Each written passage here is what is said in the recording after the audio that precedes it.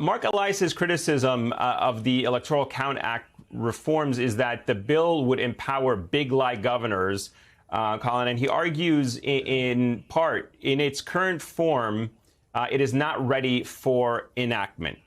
You are a voting rights lawyer, voting rights expert. Do you agree with that assessment? Well, I also have some issues with the judicial review section of it. So I do think that it needs to have some tweaking. But to Katie's point, the most important thing we could do, Eamon, is to make sure these folks don't become governors.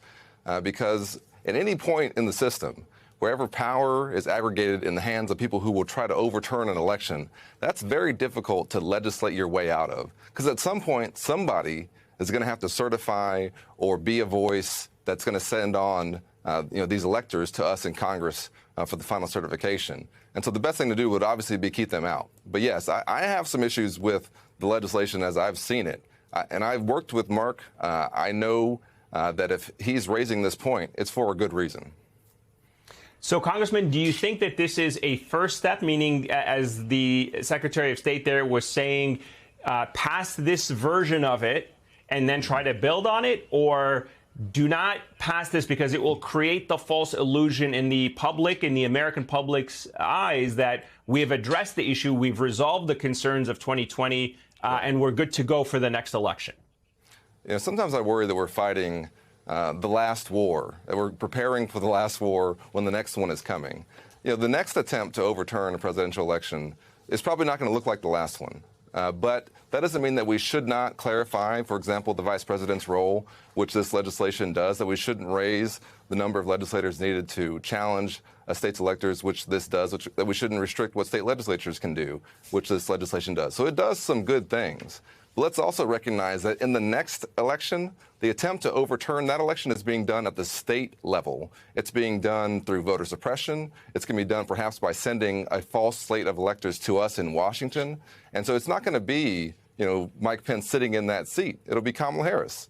And the folks who are trying to plan how they may be able to overturn our next election also know that. And so we have to be prepared, understanding that this ECA reform might be a good first step, but it certainly is not enough. And to be honest with you, the fact that we're having this much of a complicated conversation about the Electoral College is the best example of why we should just get rid of the dang thing.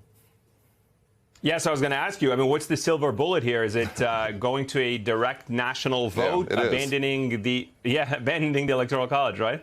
Yeah, the fact that as a voting rights lawyer, I could not walk you through every step of what's happened for the certification of an election, or that I need to, gather with some of my colleagues. I actually was talking to Jamie Raskin on the phone before I spoke with you. We were going through some of this and trying to game plan it out, how it worked. The fact that we're having to put our heads together just to figure out what we're going to need to do shows you that it's overly and unnecessarily complicated. We should be electing the president the way we do a senator or a member of Congress. Whoever gets the most votes should win.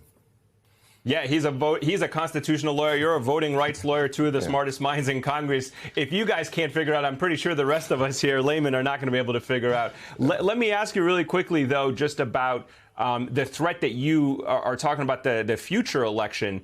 Yeah. Where do you think that big threat is? When you look at the totality of our system right now, the suppression of voting rights in some states like Georgia, the attempt to perhaps have this loophole in the Electoral Reform Count Act, where do you see the biggest vulnerability in our system? Yeah. Jamie and I have talked about this. I've talked about this with some of my colleagues.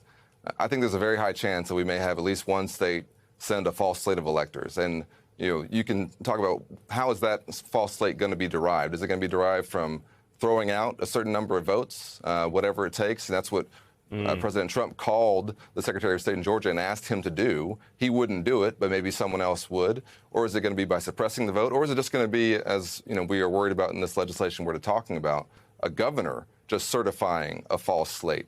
And then the problem we have is that whenever you make it more difficult to deal with a false slate, you also open the door for them to do that, and for us to be more have a harder time at the congressional level to then say this slate shouldn't be accepted, right? And so this is the point that I come back to, which is that the most important thing we can do as not just Democrats but as Americans is to make sure that we don't elect these people to office who don't believe in your democracy, and that you take this election as seriously and understanding that it's the most important election in American history is this next one and the one after that, because there is a concentrated effort that is going on that we saw culminate on January 6th, but that has continued and it has transformed and changed now into a legislative effort at the state level to try and make sure that your will is not reflected in the outcome of the next election, the next presidential election. We can stop that, though, by doing well in this election, doing well in the next election, electing people of high character who won't do these things.